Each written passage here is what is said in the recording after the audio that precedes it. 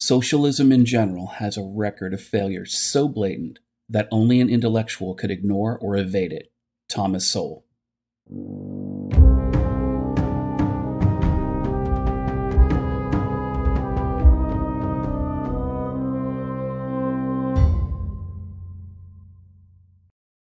Hey everyone, meet Dan Kovalik. According to Wikipedia, he's a peace activist and a social justice, human rights, and labor rights lawyer. He's contributed articles to Counterpunch, Huffington Post, and Telesur. He's currently an international human rights professor at the University of Pittsburgh School of Law. Kovalik is also a staunch supporter and defender of the Venezuelan government. Kovalik has been quoted saying that the socialist Bolivarian revolution was the most benevolent revolution in history. He's a big fan of Hugo Chavez. Also, according to Wikipedia, he believes every president of the United States that followed World War II is a war criminal. In late May 2018, Kovalik penned the article, "The Real Venezuela is Not What You Think," for the Pittsburgh Post-Gazette. In it, he states, "I then came home to the United States to see the inevitable news coverage referring to Venezuela as a dictatorship and as a country in need of saving. This coverage not only ignores the reality of Venezuela, it ignores the fact that the United States is the greatest impediment to democracy in Venezuela. The true patriots of Venezuela, not surprisingly, resent the United States' devastating economic sanctions as well as its constant call for regime change. Some U.S. officials even talk of military intervention to overthrow Mr. Maduro. In part, the vote for Mr. Maduro was a vote against the United States meddling in the affairs of Venezuela. In addition, despite the real hardships in Venezuela, for which the United States is largely to blame, most of Venezuela's poor are better off now than they were before the Bolivarian revolution of Hugo Chavez and Nicolas Maduro. But you never hear the voices of these poor people in the United States press. You never hear their side of the story, how they have benefited from the Bolivarian revolution, and how desperately they do not want to go back to how things were before. While they have been given a voice in Venezuela, it remains muzzled in this country and by a press which passes off pro-intervention and pro-war propaganda as journalism." So, let's fact-check Mr. Kovalik. Are the Venezuelan people better off now? Not according to Human Rights Watch. Every year, Human Rights Watch publishes their World Report.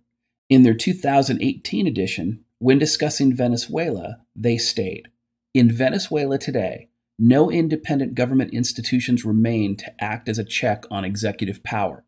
The Venezuelan government, under Maduro and previously under Chavez, has stacked the courts with judges who make no pretense of independence. The government has been repressing dissent through often violent crackdowns. It has also stripped power from the opposition-led legislature. Venezuelans are facing severe shortages of medicine, medical supplies, and food, seriously undermining their rights to health and food. In 2017, the Venezuelan health minister released official data for 2016 indicating that, in 1 year, maternal mortality increased 65%, infant mortality increased 30%, and cases of malaria increased 76%. Days later, that minister was fired. Cases of severe malnutrition of children under 5 years old increased from 10.2% in February 2017 to 14.5% in September 2017, crossing the World Health Organization crisis threshold, according to Caritas Venezuela. Due to severe shortages of medicines, medical supplies, and food, many Venezuelans cannot adequately feed their families or access the most basic health care. In response to the human rights and humanitarian crisis, hundreds of thousands of Venezuelans are fleeing the country. But that's not the worst of it. On February 9th, 2018, Reuters reported that Mad Max violence stalks Venezuela's lawless roads. In their report, they state, "While truck heists have long been common in Latin America's major economies from Mexico to Brazil, looting of cargoes on roads has soared in Venezuela in recent times and appears to be not just a result of common crime, but directly linked to growing hunger and desperation among the population of 30 million. Across Venezuela, there were some 162 lootings in January, including 42 robberies of trucks, according to the consultancy ORC, which tracks road safety for companies. That compared to 8 lootings, including 1 truck robbery, in the same month of last year. The hunger and despair are far worse than people realize. What we are seeing on the roads is just another manifestation of that. We've also been seeing people stealing and butchering animals in fields, attacking shops, and blocking roads to protest their lack of food. It's become extremely serious, said ORC Director Oswaldo Ramirez. When left-wing rag The Guardian reported on the Venezuelan crisis in January 2018, even they admitted, "We loot or we die of hunger," and in their report, they tell about how hungry mobs looted an entire grocery store in 30 minutes, taking everything that wasn't nailed down. The LA Times even confirmed the Human Rights Watch report that Venezuelans are fleeing their country by the thousands as early as 2017. While this is a horrific state of affairs, what really puts this into perspective is the Miami Herald report from September 2017 entitled, "In Venezuela, they were teachers and doctors. To buy food, they became prostitutes." They report, Arauca, Colombia.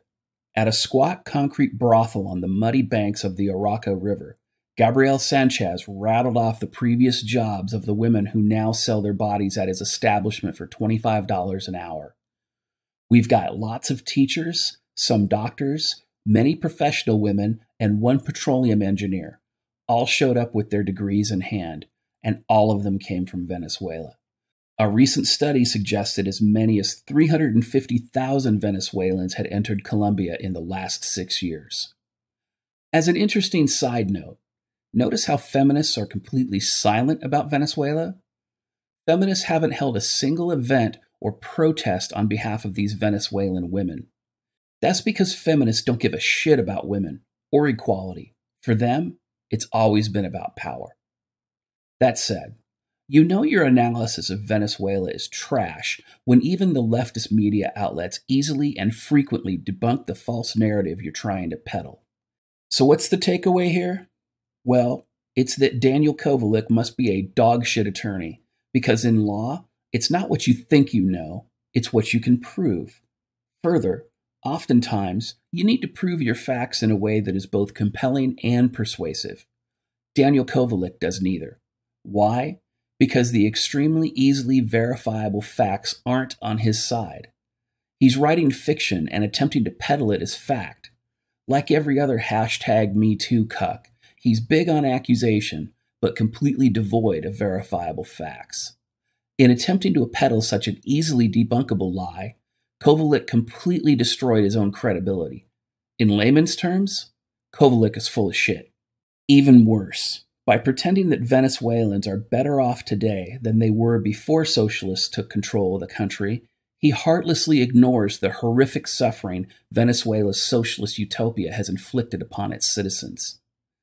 Not only are men, women, and children starving on the streets, they're forming mobs and looting to just survive.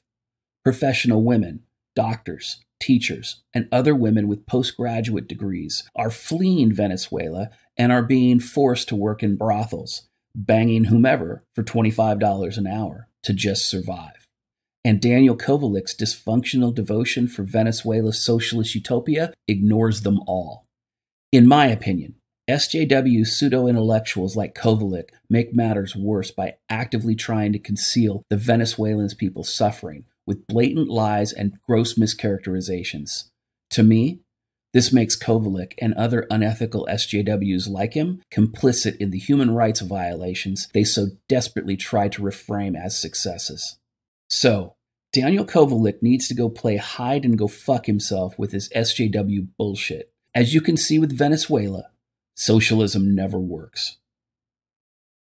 If you've enjoyed this video, found it educational or insightful, please like, share, and subscribe to my channel, both on YouTube and on Bitchute.com. And don't forget to hit the bell so that hopefully you'll be notified when I upload new content. However, the best way to ensure you don't miss any of my content is to periodically check my channel on YouTube and on Bitchute.com. You can also follow me at misandrytoday.com, gab.ai, minds.com, as well as support my work through Patreon. And don't forget to check out my sponsor, The Dollhouse. And in case I'm targeted by YouTube, I mirror all my content on Bitchute. All the links are in the description. I'm DDJ, and this has been your dose of misandry today.